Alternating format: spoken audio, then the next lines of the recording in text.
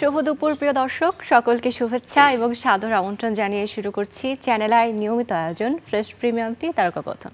আশা করি আজকের দুপুরে যারা আমাদেরকে দেখছেন পর্দার উপরে সকলে ভালো আছেন, সুস্থ আছেন, নিরাপদে আছেন। প্রিয় দর্শক, তারকা কথনের আজকের সেটে আমাদের সাথে আছেন আপনাদের ভীষণ ভীষণ ভীষণ প্রিয় দুজন মানুষ, জনপ্রিয় মুখ। এই সময়কার প্রায় অনেকগুলো কাজেই ডিজিটাল মিডিয়ায় আপনারা তাদের সরব উপস্থিতি লক্ষ্য করেছেন এবং তারা আপনাদের মন জয় করেছে, এই কথা কিন্তু হলফ করে বলা যায়। আজ ইন্ট্রোডাকশনে এত কিছু বলছি না, কারণ তাদের কাছ থেকে আজ গল্প শোনার অনেক কিছু আছে। শুরুতেই পরিচয় করে দিই, আমাদের সাথে আছে অভিনেতা মীর রাব্বি। শুভ দুপুর। শুভ দুপুর। এবং সাথে আছেন অভিনেত্রী প্রিয়ন্তী উর্বি। শুভেচ্ছা, শুভ দুপুর। ভীষণ ভালো লাগছে দুজনকে পেয়ে। Thank you. দুজনের খুনসুটি আমি মনে হয় আসার পর থেকে দেখছি মেকআপ রুমের থেকে।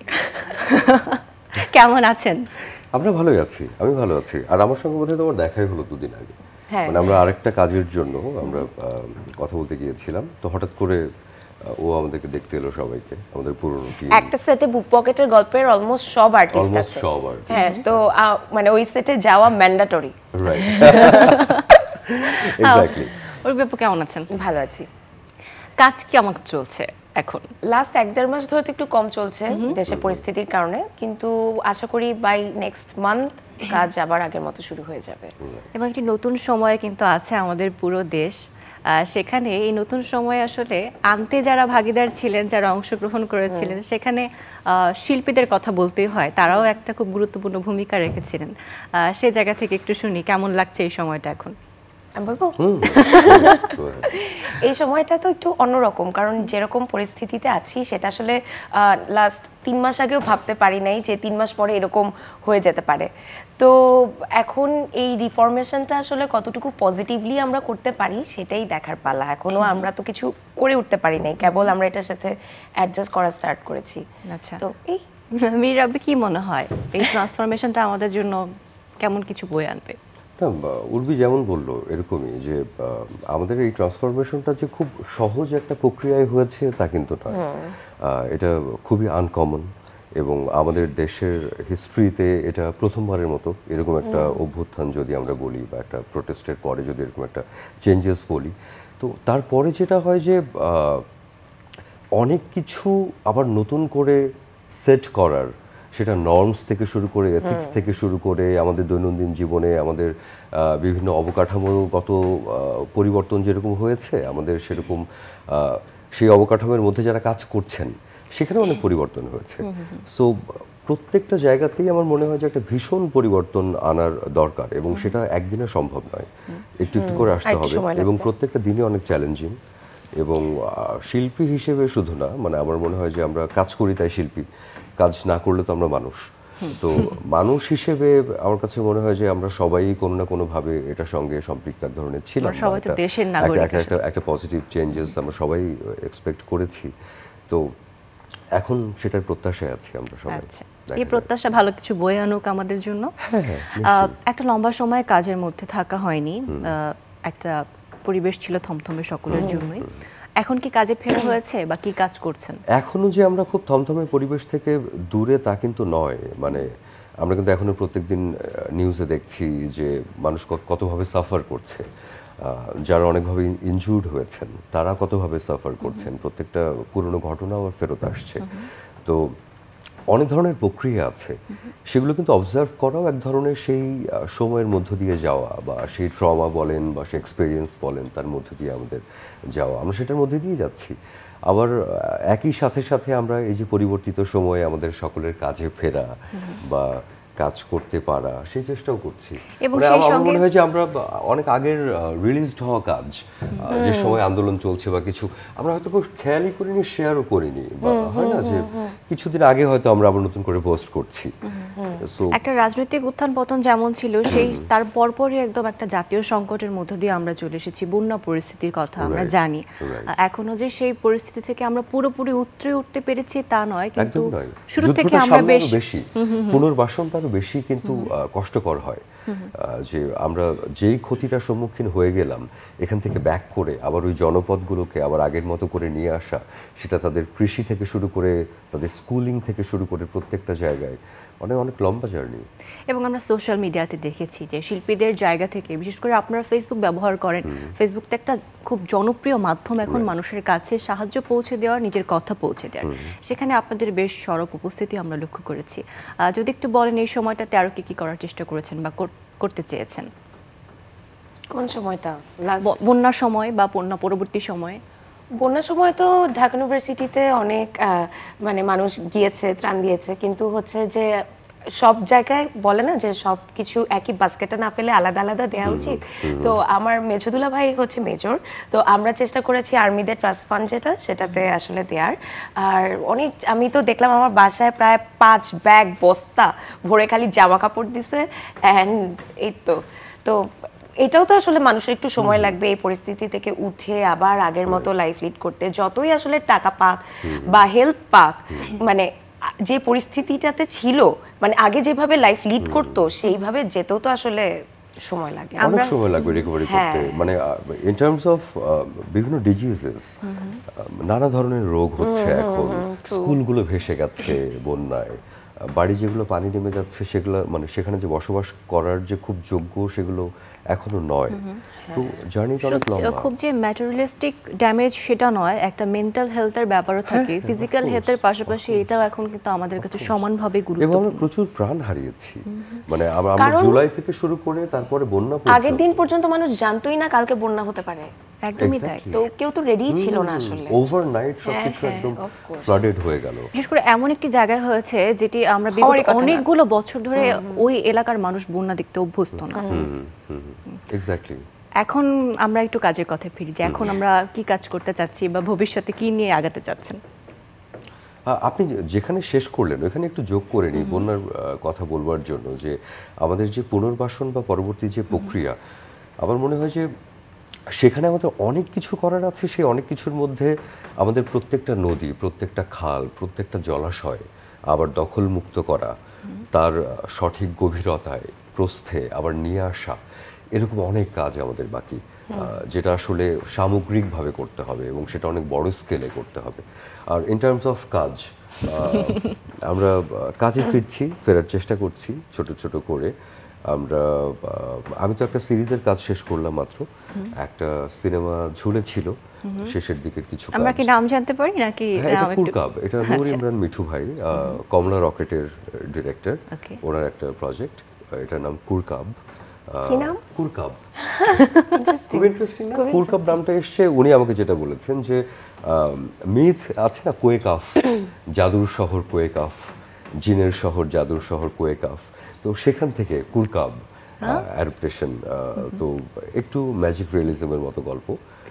সো লেটস সি ওটা কি হয়। এই জনরার কাজ তো আসলে অনেকদিন ধরে মিসিং ছিল, একটু একটু করে আমরা দেখেছি। আমরা এর আগেও একটা কাজ করেছি যেটা ম্যাজিক রিয়েলিজমের গল্প। রাইট। হ্যাঁ, বলো না সেটা। সেটা নিয়ে আমরা যে মেকআপ রুমে কথা বলছিলাম, বকুলের বুকে রক্ত করবি, রাইট। তো সেটা আমরা শুট শেষ করেছি, এখন এডিটিং চলছে, তারপরে হয়তো আমরা ডাবিং এ যাব। আমরা ভীষণ কষ্ট করেছি। এটা হচ্ছে গত বছর ডিসেম্বরে না? হ্যাঁ, ডিসেম্বরে শুট করি। কার কাজ, কে বানিয়েছেন? এটা হচ্ছে শাহরিয়ার পলক, উনি প্রেক্ষাগৃহতে ওনার ফার্স্ট ইন্ডি ফিল্ম। তো উনি বিজ্ঞাপন এবং মিউজিক ভিডিও বানানোর জন্য অনেক বিখ্যাত শাহরিয়ার পলক। তো এটা ওনার প্রথম চলচ্চিত্র, তো সেখানে বকুলের বুকে রক্ত করবি, এটা কি আপনাদের জন্য প্রথম চলচ্চিত্র?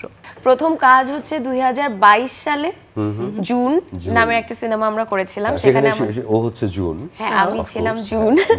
তো ওখানে ওনার সাথে আমার দেখা হয়, কথা হয়, এন্ড আমরা শুট করি, ওই আমাদের পরিচয় পর্ব শুরু। কিন্তু মজার ব্যাপার হচ্ছে আমাদের বেশিরভাগ কাজ আসেই নাই, মানে আমরা শুট করেছি অনেক কিছু কিন্তু আসেই নাই। ইটস জুন, তারপরে হচ্ছে বিবিআরকে, বকুলে বুকে রক্ত করবি, বা আমরা যে দুইটা নাটক করেছি ওই নাটকগুলোও আসে নাই ঈদে আসার কথা ছিল, কিন্তু ঈদে আসলে সবকিছু মিলে আর আসা হয় নাই। আমাদের একটা প্রজেক্ট আসছে, বুক পকেটের গল্প। সো আমি মাঝে মধ্যে রাবি ভাইকে বলি যে বাকিগুলো আসলে কি হবে। Very true, very true. দেখা যাবে একের পর এক সেগুলো আমরা পেয়ে যাব, কারণ বুক পকেটের গল্প যে পরিমাণে সাড়া পেয়েছে দর্শকের কাছ থেকে, সেই জায়গা থেকে আপনাদের কাছ থেকে এক্সপেকটেশনের জায়গা অনেক। বুক পকেটের গল্পের পর যদি এক এক করে সব বের হয়ে যেত ভালো হতো। বুক পকেটের গল্প কাজটিতে নিজেদের এক্সপিরিয়েন্স কেমন ছিল একে অপরের সাথে কাজ করার? আমি জানি না, সবসময় শীতকালে আমাকে হচ্ছে এই যে ফিনফিনা পাতলা একটা শাড়ি পরায় দেয়, সবাই হচ্ছে অনেক সুন্দর জ্যাকেট ট্যাকেট পরে বিদেশি সেজে বসে থাকে। I am the only one in the set যে হচ্ছে যার গায়ে একটা শালও নাই, এন্ড আমি সারাক্ষণ কাঁপতেছি আর ডায়লগ দিতেছি, শুট করে যাচ্ছি। Do you remember that? I know আর তিনি কি ব্যাপারটা অন্যভাবে হয়েছে। ও যে দিনের কথা বলছে, excuse me, she was sick. ও যে দিনের কথা বলছে, আমাদের গল্পটা শুরু হয়েছে তার অনেক আগে, তখন কিন্তু এত ঠান্ডা ছিল না। আমরা বুক পকেটের গল্পের বোধহয় একদিন শুট করেছি, বাসের পুরো পার্ট শুট করেছি, শুরু করে ওই টুকে ব্রেক। তারপরে আমরা ওই যে বকুলের বুকে রক্ত করবি তারপরে আমরা একটা সিনেমা করে ফেলেছি, এর মধ্যে বুক পকেটের সিনেমা করতে করতে ঠান্ডা নেমে গেছে। তো এখন আমরা তো আগের কন্টিনিউটি মিলিয়ে শুট করছি, তো সেখানে ওর শাড়ি পরা ছিল, ওর শাড়িটাই কন্টিনিউটি ছিল। আমারটাও একটা অনুষ্ঠানে যাচ্ছি আমরা, সেই জন্য একটা জ্যাকেট পরে আমি যাচ্ছি। তো হ্যাঁ, ওর অনেক কষ্ট হয়েছে। এবং শাশ্বত পাতলা একটা পাঞ্জাবি পরে, শাশ্বত একটা পাতলা পাঞ্জাবি আর আমি একটা পাতলা শাড়ি আর সবাই জ্যাকেট। আচ্ছা আচ্ছা, আমি খুব জেলাস ছিলাম ওই দিন। আচ্ছা, আর তারা যারা কোট প্যান্ট পরেছিলেন তারাও কি ঠান্ডা নিয়ে কমপ্লেইন করছিলেন? তখন কেমন লেগেছে? একজন পা আগুনে দিয়ে রাখছে, এটা করতেছে সেটা করতেছে, তাদেরই শেষ হচ্ছে না। মানে আমি যে কমপ্লেইন করব, আমি এত সিক, আমি এত কথাই বলতে পারতেছি না, তো আমি যে কমপ্লেইন করব, আমি বরং কি করব? ভোর ৫টা এবং টেম্পারেচার বোধহয় ওই সময় ১০-এর কাছাকাছি। আমরা গাজীপুরের ভেতরে একটা রিসোর্টের থেকেও আরো দূরে একটা জঙ্গলে এরকম একটা জায়গায় আমরা শুট করছি। সো দ্যাট ওয়াজ টাফ, কিন্তু মনে হচ্ছে ফান ছিল। ফান তো সব শুটই থাকে, যেমন বিবিআর কে তো আমাদের অনেক কষ্ট হয়েছে, বকুলের বুকে রক্ত করবি যেটা, সেটাও শীতকালে হয়েছে। এন্ড ওইটাও হচ্ছে ৫-৬ দিন আমরা every day at least 20 hours 18 to 20 hour shoot করেছি, কারণ ৬-৭ দিনে সিনেমা শেষ করে দিছে। সো কোনো ব্রেক ছাড়া আমরা ঢাকার বাইরে যে ৮ দিনে আমরা কাজ শেষ করলাম, ৮ দিনে, তো ব্রেক ছাড়া আমরা ঢাকার বাইরে শুট করেছি। তখনও অনেক ঠান্ডা ছিল। এন্ড আমি তাই আমার তো আচ্ছা, টানা এত ঘন্টা শুটে থাকলে কি মনে হয় যে একটু ব্রেকডাউন হয় না? একদিন বোধহয় আমরা সকাল ৬টায় কাজ শুরু করে পরদিন সকাল ৮টায় কাজ শেষ করেছি। মানে হ্যাঁ, বিবিআর কে এটা খুব নরমাল ছিল। মানে যদি ২টার সময় বলতো একটু পরে শেষ হয়ে যাবে, মানে সেটাই অ্যাবনরমাল ছিল যে ২টার সময় শেষ হয়ে যাবে এরকম বলছে। আর আমরা একদম দূরে নরসিংদীতে এবং বিভিন্ন রিমোট এরিয়ায় শুট করছি, ঠান্ডা, ও খালি পায়ে সেই ঠান্ডার মধ্যে দাঁড়িয়ে। আমিও বোধহয় একটা মানে ম্যাগি টি শার্ট পরে দাঁড়িয়ে আছি। সো এরকম করে তো, আর মাটির রাস্তায় খালি পায়ে হাঁটা অনেক মানে ডেঞ্জারাস। রাইট। সো উর্বি যেটা বলছিল যে কাজটা শেষ হয়ে গেলে যখন স্ক্রিনে দেখি বা ওইটার যখন একটা পটেনশিয়াল দাঁড়ায় বা মনে হয় যে একটা সম্ভাবনা আছে বা কাজটা যখন ভালো হয়, তখন তো আসলে আর কোনো কষ্ট থাকে না। আচ্ছা, শহর থেকে যখন শুটিং করতে গ্রামের দিকে যান, তখন গ্রামটা কেমন লাগে, ওই পরিবেশটা কেমন উপভোগ করেন? আমার শুট করতে যে কোনো জায়গায় যেতেই ভালো লাগে। শুটিং শহর গ্রাম বোথ? হ্যাঁ, আমি শুটিং জিনিসটাই আসলে অনেক এনজয় করি। সো দ্য মোমেন্ট আমি আসলে কোনো একটা সেটে ঢুকি, আমি আসলে ওই জায়গাটার চেয়ে বেশি আমি আমার ক্যারেক্টারটাতে থাকার চেষ্টা করি, যে এই ক্যারেক্টারটা আসলে এই জায়গাতে কিভাবে থাকে, কি করে। তো আমি যদি বকুলের বুকে রক্তকরবীর কথাই বলি, ৮ দিন যে আমরা শুট করলাম ঢাকার বাইরে একদম, মানে আমার একবারও মনে হয় নাই আমি বাসা মিস করছি, আমি বাসায় যেতে চাই। আমরা পুরাটা সময় পুরাটা টিম, মানে যারা শুধু স্ক্রিনের সামনে তারা না, যারা স্ক্রিনের পেছনেও, তারা এত ইনভেস্টেড ছিল প্রজেক্টের সাথে। মানে কিভাবে যে ৮ দিন চলে গেছে, অ্যান্ড এই ৮ দিনে মানুষ অসুস্থ হয়েছে, হসপিটালাইজড হয়েছে, অ্যান্ড খেতে পারতেছি না, অনেক ঠান্ডা, ঘুমাতে পারতেছি না, সারাক্ষণ শুট করতেছি, শরীর অসুস্থ হয়ে গেছে। বিবিআরকে থেকেই তো আমি অসুস্থ হওয়া শুরু করলাম। তো কিন্তু না, কিছু গায়ে লাগে নাই। মানে মনে হচ্ছিল যখনই স্ক্রিনে দেখছিলাম বা কাজটা করছিলাম, মনে হচ্ছিল যে খুব সুন্দর হচ্ছে, মানে অনেক অন্যরকম হচ্ছে, দেখি নাই আগে এরকম কিছু হচ্ছে। আচ্ছা, এমন ডেডিকেশন নিয়ে একটা কাজ করার পরে যখন সেটা দর্শকদের সামনে আসে, তখন সেই কাজ থেকে একটা রেকগনিশন বা একটা পুরস্কার পাওয়া বা সকলের কাছে পরিচিত হওয়ার একটা ব্যাপার থাকে, এই বিষয়টা কেমন ভাবে দেখেন? এটা এখন মিডিয়াতে কিন্তু অনেক ধরনের অ্যাওয়ার্ডও চালু হয়েছে। আমার কাছে মনে হয় যে এটা খুবই 50-50 একটা জায়গা, যে আমরা যত কষ্টই করি না কেন। আপনার তো ভালো দেখি বলা উচিত, আপনি তো national crush. Thank you. confused for what?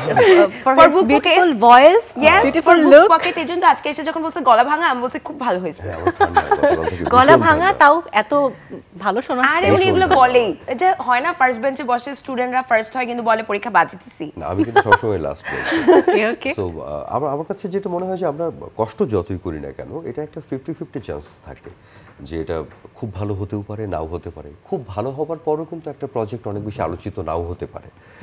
এরকম নানা ধরনের ইকুয়েশন থাকে কিন্তু আমরা আশাবাদী কারণ আমার কাছে মনে হয় যে যদি উর্বি যেটা বলছিল যে আমরা সবাই ঘরে ছিলাম, যে অফ ক্যামেরাতেও যে হয়তো ওর ক্লোজ কাটা হচ্ছে, আমরা তিনটা ক্যারেক্টার একটা কম্বাইন্ড সিনে যারা হয়তো বাইরে ওকে কাউন্টার দিচ্ছি, we are doing the exactly same যেটা অন ক্যামেরাতেও করতাম।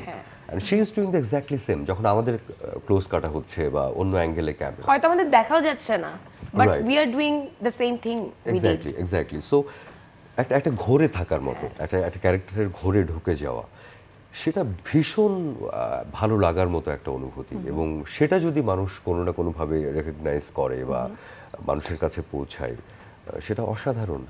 কিন্তু তার মাঝে ওই যে অনেক ধরনের ইকুয়েশনস থাকে, আচ্ছা। এডিট টেবিল থেকে শুরু করে মিউজিক থেকে শুরু করে আরো হাজারটা কম্পোনেন্টস অ্যাড হওয়ার পরেই তো একটা ভালো কন্টেন্ট হয়ে ওঠে। একদমই বাট আই এম হোপফুল। হ্যাঁ, বিবিআর কে নিয়ে আমি অনেক হোপফুল, আমি জুন নিয়েও অনেক হোপফুল। হ্যাঁ, জুনিও অনেক হোপফুল। ভীষণ ডেডিকেশন কাজের প্রতি।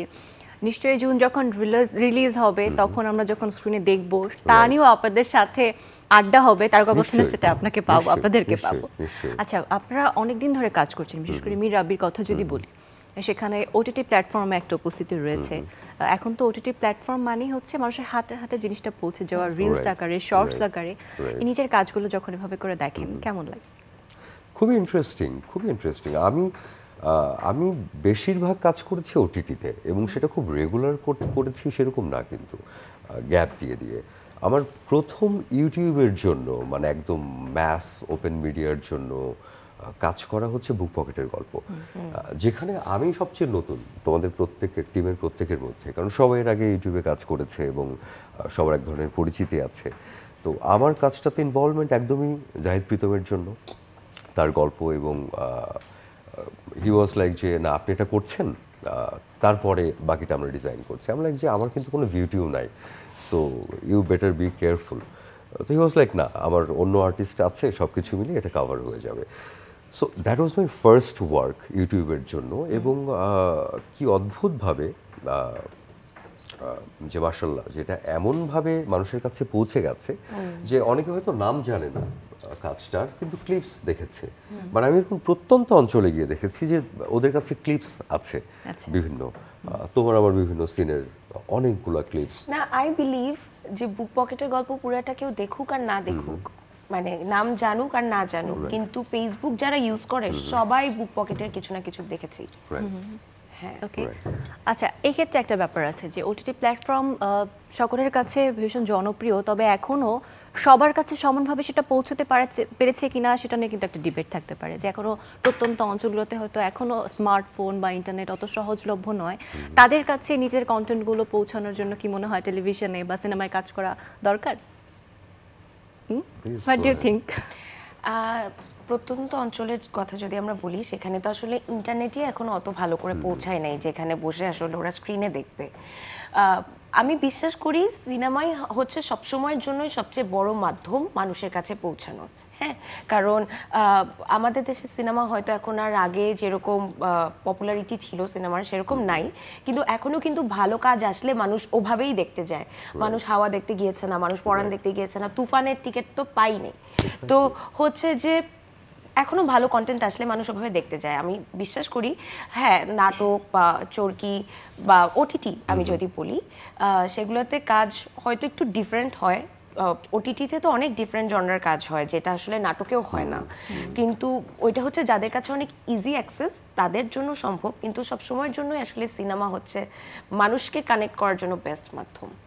আচ্ছা আচ্ছা, অ্যাবসলিউটলি। ও যেটা বললাম এটার সাথে একটু অ্যাড করতে পারি যে আমার কাছে মনে হয় যে যেখানে ইন্টারনেট পৌঁছে গেছে, ব্রডব্যান্ড, বা আমি একদম প্রত্যন্ত এলাকাতেও গিয়ে দেখেছি, ও যেটা বলো যে ইন্টারনেটের অনেক ক্রাইসিস, তারপরও তারা কোনো না কোনোভাবে হয়তো একটু ম্যানেজ করছে, সেটা তখন তারা ফ্রি মিডিয়াম দেখছে, মানে ইউটিউব দেখছে বা তারাও ওই জনগোষ্ঠী আসলে তখন টাকা দিয়ে পেইড কন্টেন্ট দেখার মতো জায়গায় বোধহয় এখনো আসেনি।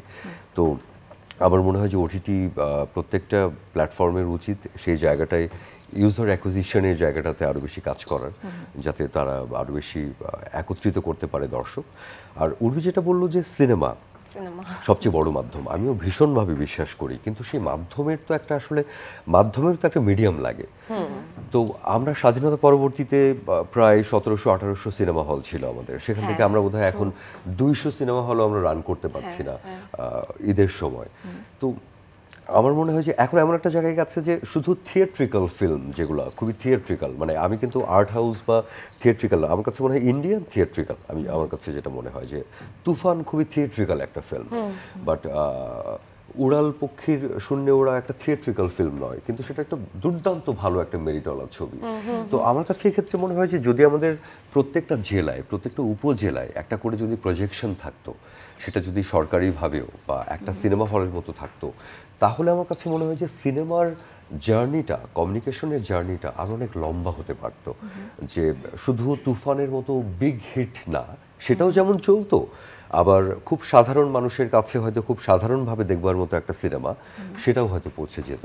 তো আমার মনে হয় সেখানে অনেক কিছু করবার আছে। সিনেমা হল আসলে এখন এত কম, মানে একটা যে প্রত্যন্ত অঞ্চলে থাকে যেখানে কোনো সিনেমা হল নাই, তার পক্ষে তো সম্ভব না যে দেখা, সে তো আসলে ফ্যাসিলিটিসগুলো ওরকম না। হ্যাঁ, সে তো আসলে আরেক জায়গায় যে সিনেমা দেখবে না, এটা আমিই দেখবো না।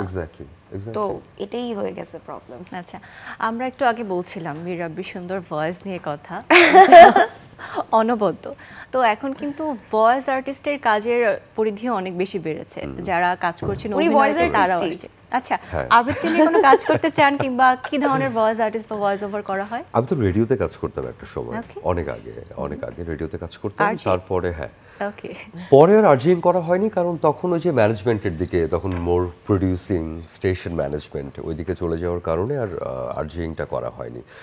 তখন এক ধরনের কবিতার প্র্যাকটিস ছিল, আর কবিতা বলবার প্র্যাকটিস বা আবৃত্তির প্র্যাকটিস এটা একদম ছোটবেলায়, থিয়েটার, কবিতা, আঁকাআঁকি, এটা ওই সময় যা থাকে তাই। পরবর্তীতে খুব বেশি করা হয়নি, বাট আমি ভাবছি যে কিছু কবিতা রেকর্ড করব। আচ্ছা, আমরা সেই রেকর্ডগুলো শুনতে পাবো খুব শীঘ্রই, সেই আশাটা কিন্তু রাখছি। আশা করতে পারি। আমি বোধহয় আমাদের এই যে ইসের মধ্যে আমাদের পাবলিক যে চলছিল, আমাদের ছাত্র জনতার যে বিপ্লব চলছিল, এটার মধ্যে বোধহয় আমি হুট করে একদিন ওই যে রুদ্র মোহাম্মদ শহীদুল্লাহর সশস্ত্র বাহিনীর প্রতি, সেটার বোধহয় কিছু লাইন আমি রেকর্ড করে আপ করেছিলাম অনেকদিন পরে। সেটা এসেই আছে, আমরা লাইভে শুনতে চাই। লাইভে বলবো শেষের দিকে। হ্যাঁ, লেটস ক্যারি অন। সময় শেষ হয়ে আসছে, কিন্তু ওকে 4 মিনিট সময় আছে, এর মাঝখানে যদি আমরা 2 লাইন শুনতে পারি কবিতার। আমি অন্য কিছু বলতে পারি।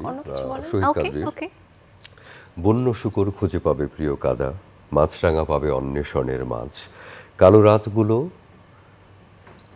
রাতগুলো বৃষ্টিতে হবে সাদা, ঘন জঙ্গলে ময়ূর দেখাবে নাচ, প্রেমিক মিলবে প্রেমিকার সাথে ঠিকই, কিন্তু শান্তি পাবে না।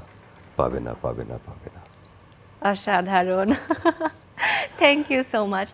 আমরা বলছিলাম যে আর্টে লাইফ নিয়ে একটা কথা হচ্ছিল, যে আর্টে হিসেবে কাজ করেছেন, একজন আর্জি হিসেবে কাজ করার অভিজ্ঞতা এবং একজন অ্যাক্টর হিসেবে সবার সামনে রেকগনিশন, দুটাকে কিভাবে ডিফারেন্সিয়েট করেন বা কোনটা এনজয় করেন বেশি?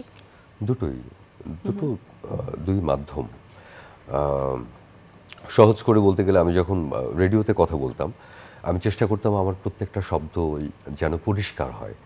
আমি যখন অভিনয় করি, আমি চেষ্টা করি যে ওই ক্যারেক্টারটা যেভাবে কথা বলবে সেভাবে কথা বলতে। ওই ক্যারেক্টারটা হয়তো স্পষ্ট করে কথা বলে না, তার হয়তো টেল ড্রপ হয়, সে হয়তো ফাম্বল করে।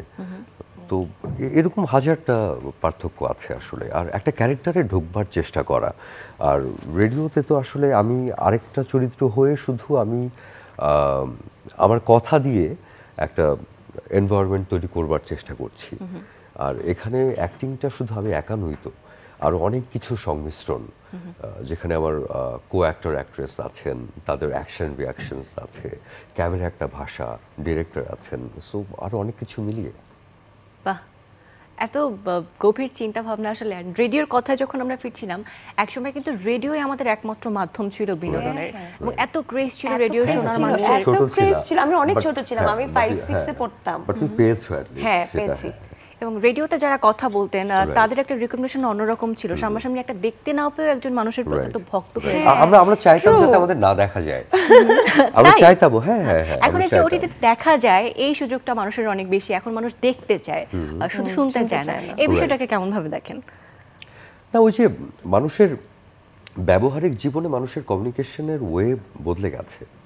আমাদের সবকিছু এখন স্ক্রিনে বন্দি এবং খুব ব্যক্তিগত জায়গার স্ক্রিনে বন্দি। তো এখন মানুষের দৃষ্টিকে অনেক বেশি আমাদেরকে আটকে ফেলতে হয়েছে, শুধু শ্রবণ নয়। আমরা রেডিওতে কেন বলতাম যে শ্রবণ ইন্দ্রিয় দিয়ে তুমি কাজ করছো, তুমি আরো 10টা কাজ করতে পারো, তুমি লিখতে পারো, তুমি বই পড়তে পারো, তুমি আরো হাতের 10টা কাজ করতে পারো, সঙ্গে রেডিও শুনতে পারো। মাধ্যমটা এমন ছিল। এখন মানুষ বোধহয় আরো বেশি চোখ দিয়ে, অনুভূতি দিয়ে, শ্রবণ, দর্শন সবকিছু এক করে হয়তো এঙ্গেজড হতে চায়। সেটা একটা কারণ হতে পারে যে মানুষের ব্যবহারিক জীবনে মানুষের প্রত্যাশাই বদলে গেছে। তো মানুষ দেখতে চায়, পার্সোনালি কমিউনিকেট করতে চায় হয়তো। এখন আসলে আগে যেমন ইমাজিনেশনের একটা ব্যাপার ছিল, আমরা এখন কিছু সেটা শুনে কমে নিজেদের গেছে। মতো করে ভিজুয়ালাইজ হ্যাঁ, করতাম। সেটা অনেক কমে গেছে। এখন ভিজুয়ালাইজেশনটা মনে হয় আমরা একটু এফোর্ট কম দিয়ে সরাসরি দেখতে চাই, তাই না? এখন তো আসলে আমরা বই পড়ি না, মানে পড়লেও খুব আগের কম তুলনায় তো পড়ছি। অনেক অনেক কম পড়ছি, বই হ্যাঁ। কম পড়ি, শুনি কম, আমরা খালি দেখি। তো এই যে ভিজুয়ালাইজের যে ব্যাপারটা, সেটা তো আসলে অনেক কমে যায়। এমনি বই পড়তে হবে, বই তো পড়ি না। খুব সুন্দর মেসেজ কিন্তু দুজনের কাছ থেকে পেলাম। অনেক ধন্যবাদ, আজকে আড্ডা দিয়ে ভীষণ ভালো লেগেছে। আপনাদের জন্য উপহার আছে বই, পাঠক সমাবেশের পক্ষ থেকে বই পড়ার কথা বলছিলেন, অবশ্যই আপনারা পড়বেন। Thank you so much. Thank you. এটা আপনার জন্য। Thank you. ভালো থাকবেন, আপনাদের আগামীর কাজের জন্য অনেক অনেক শুভকামনা জানাচ্ছি। দর্শকদের থেকে বিদায় নিতে হবে। আমাদেরকেও ডাকবার জন্য অনেক ধন্যবাদ এবং আমাদেরকে শুভকামনায় রাখবেন, দোয়ায় রাখবেন যেন ভালো কাজ করতে পারি। ধন্যবাদ, আপনারা ভালো থাকবেন, আমাদের জন্য দোয়া করবেন। একদম। প্রিয় দর্শক, এই ছিল আমাদের আজকের আয়োজন। আশা করি আমাদের এই আনন্দ আড্ডা আপনাদের ভালো লেগেছে। আবারও নতুন কোনো আড্ডায় নতুন কোনো অতিথির সাথে আপনাদের নিয়ে দেখা হবে, সেই প্রত্যাশা নিয়ে আজকের আয়োজন থেকে বিদায় নিচ্ছি। ভালো থাকবেন।